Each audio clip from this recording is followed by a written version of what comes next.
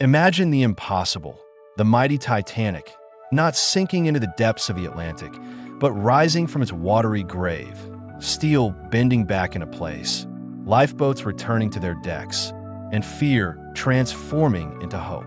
What if history itself rewound, and the world's greatest tragedy became its greatest miracle? In the silent, pitch-black depths of the Atlantic, a miracle begins to unfold. What was once a broken, rusted graveyard of steel starts to stir, as if time itself is rolling backward.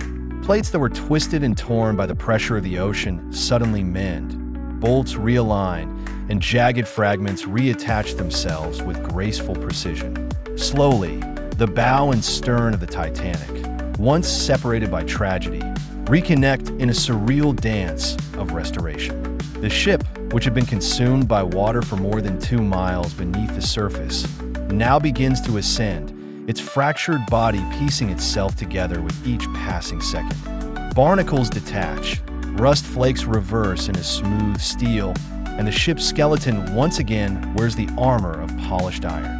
From a lifeless tomb, the Titanic transforms into a majestic vessel, rising steadily as if the sea itself has forgiven the catastrophe.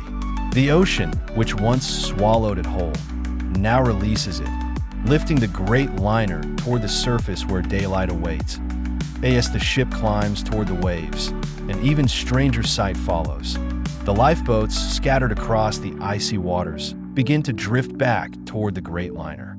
Passengers who had been shivering under the moonlight, awaiting salvation, now row back in reverse motion, their frozen breath vanishing into warmth.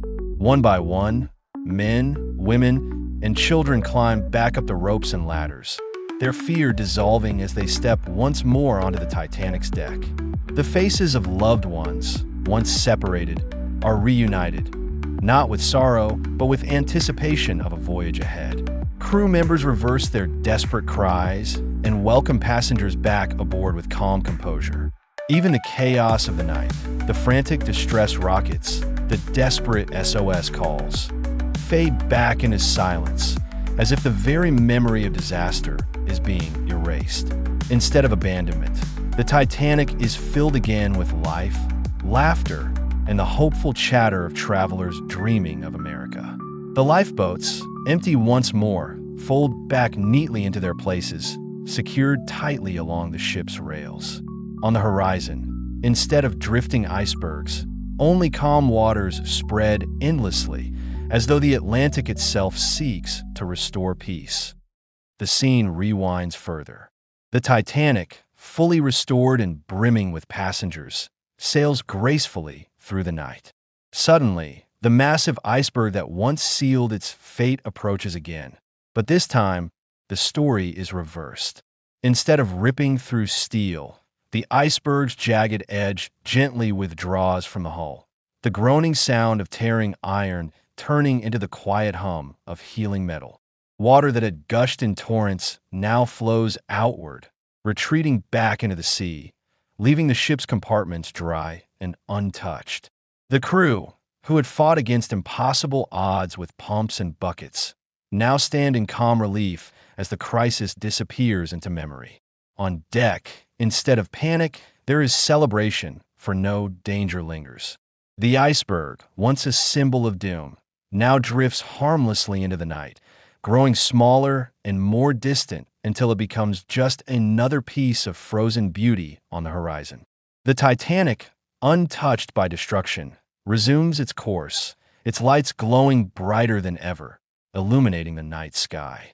The orchestra, which once played to comfort the doomed, now strikes cheerful notes, filling the ship with melodies of triumph, not tragedy.